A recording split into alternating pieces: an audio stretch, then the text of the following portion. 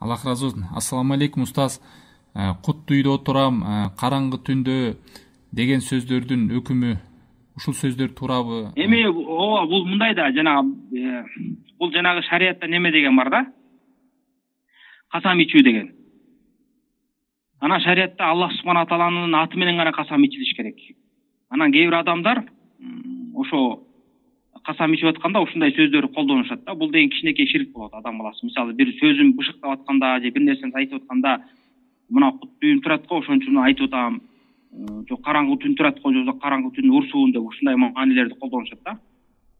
Анан ошондуктан мындай сөздөрдү колдонбош керек. Бул жанагы касам иретиндеги колдонулат да.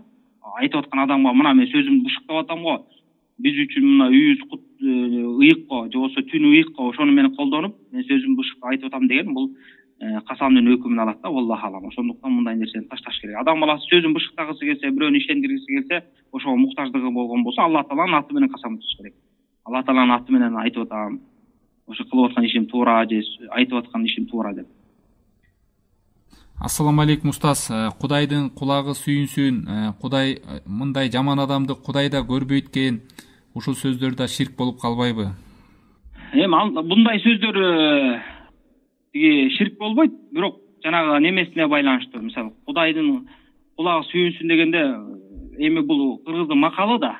Ушул макалынан алар ушул Кудайдын кулагы бар деп этикад кылып атабы, же жөн эле Аллах субхана таала угат, билип турат, көрүп турат деген мааниде айтып атат. Эгерде угуп турат, көрүп турат, билип турат деген мааниде айткан болсо эчтеке болбойт. Эгерде кулагы бар деп айтып аткан болсо, мисалы, шариятта келбеген сыпаттар бар да, мисалы, тили же кулагы бар деп Аллах тааланын келген эмес да. Мисалы, башка сыпаттар Аллах таала жүзү бар, колу бар деп келген. Ошондо келбеген сыпаттарды биз четке дагы какпайбыз, же аны дагы макул деп моюнга да албайбыз. Кулак сыяктуу нерселер. Муну ал шариятта келген эмес, ошол себептен араб тилинде муну таваккуф деп коет.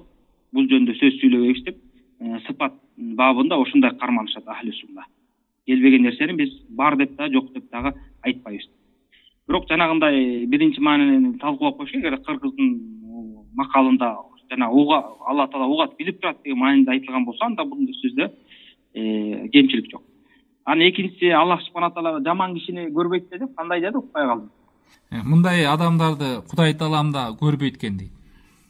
Эми ошондой да, бул дагы ушундай мааниде колдонушпа. Аллах таала жаман адамдарды көрбөйт десем, Аллах таала албетте баарын көрүп эле турат. Бирок ошол адамдарга жакшылык бербейт, аларды жакшы көрбөйт деген мааниде айтылган болсо, анда туура. Бирок Аллах таала аларды көрбөйт деп жана Аллах тааланын көрүүсүн четке кагып аткан болсо, анда ал эсе туура эмес. Аллах алам.